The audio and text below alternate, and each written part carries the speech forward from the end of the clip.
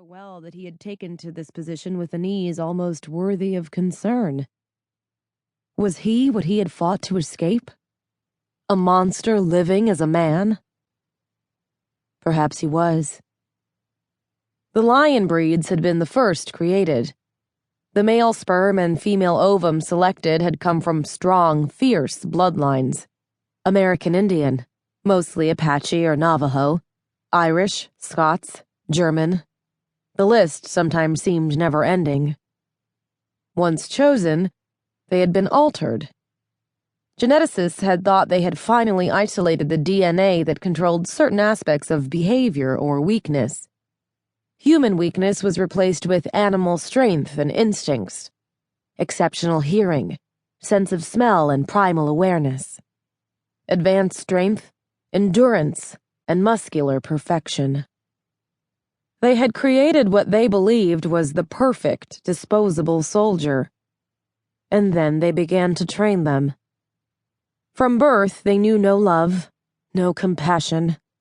They were tested, experimented upon, pushed to the limits of the spirit and then beyond. He ran his hands over his face, remembering the cruelties, the horrors of the labs. Breeds killed for the slightest infractions, abused to the point that many died screaming in agony, their blood staining the hard stone floors of the labs. What they did to the men was bad enough. What they did to the women... Jonas shook his head, spun from the window and paced back to his desk where he threw himself into the chair. A century of hell was now behind the breeds, and if he wasn't extremely careful, they would all be thrown back into it. The feline breeds, the wolves, the small majority of coyotes who had managed to retain the humanity science had attempted to remove from their genetics.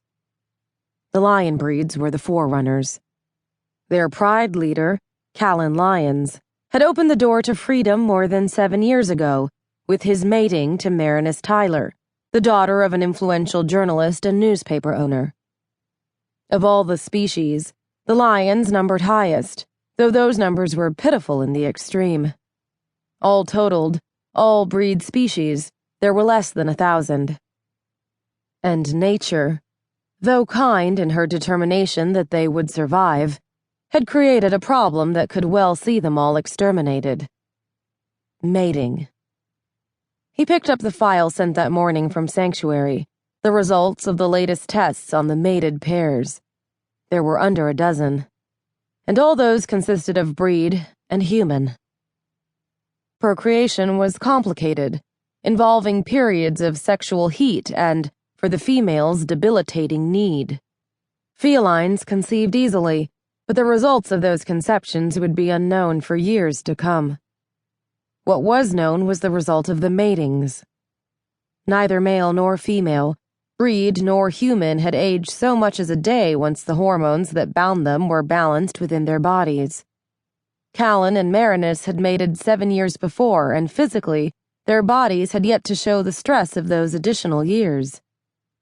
The breeds were screwed if knowledge of this leaked into the general public. He could hear the blood supremacists screaming now, demanding their incarceration, their separation from the general public. And to add to the problem, they had a disappearance at Sanctuary. A breed couple suspected of having mated, the female of which Jonas had been very interested in.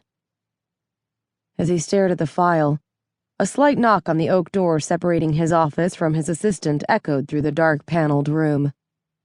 He lifted his head as the door opened and his assistant, Mia, stepped in, closing the panel behind her. Senator Cooley is here to see you about the National Breed Registry, Mr. Wyatt.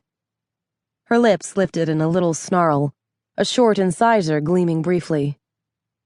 Should I tell him you aren't in?